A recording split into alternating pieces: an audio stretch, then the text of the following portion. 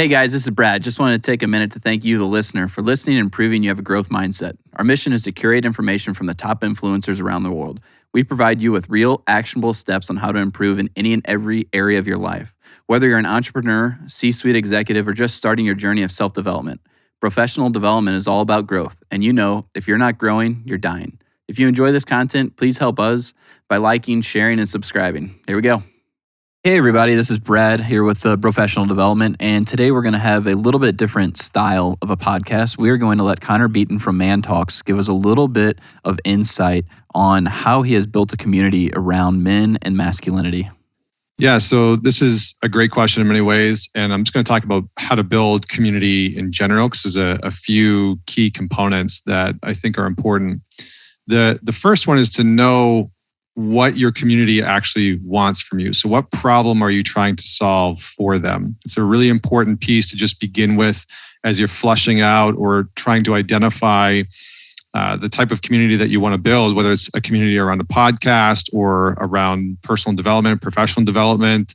It's a community around health and fitness. You want to be able to identify what problem are you actually solving for those people, whether it's weight loss or you're overcoming their loneliness or whatever that might be. Because there are a few different kinds of communities that you can then build from that problem. So based on the problem, you can then build either an education-based community, you can build a training-based community or a discussion-based community. And those three different forms of community will help to just arrange the way that you interact, the way that you write your sales copy, the way that you write your emails, the way that you actually build your community. Each of those communities, education, training, and discussion-based communities, are all going to serve different purposes.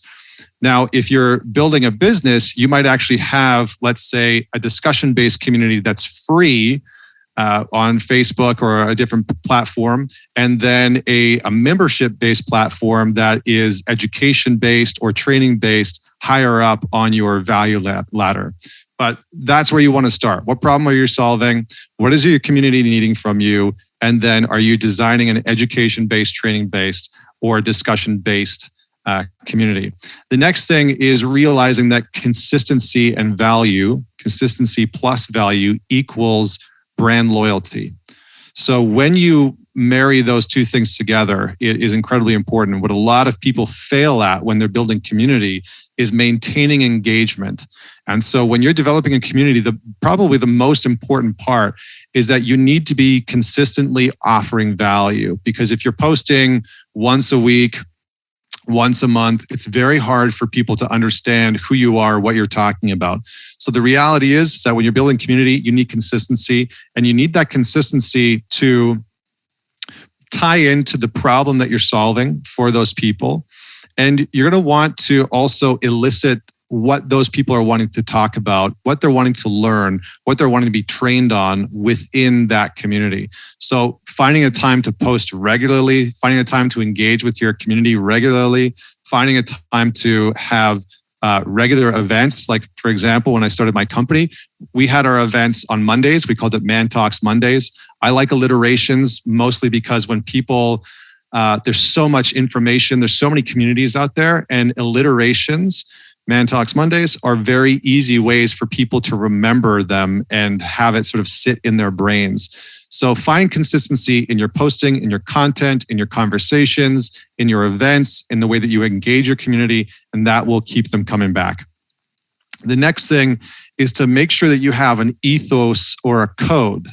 And we need these things in general because that ethos or that code is going to be the thing that helps the men or the women in your community bond, because they bond over shared virtues and values. That's what actually brings people together from a psychodynamic perspective, is that when we agree on things, when we have shared goals or shared aims or shared outcomes, or if we were trying to solve a shared problem, then that will bring us closer together with those other people. So have your shared ethos and code embedded not only onto your website or make it clear wherever people are engaging with you, but use that ethos and that code to engage with your community to build your content and to spark the conversations.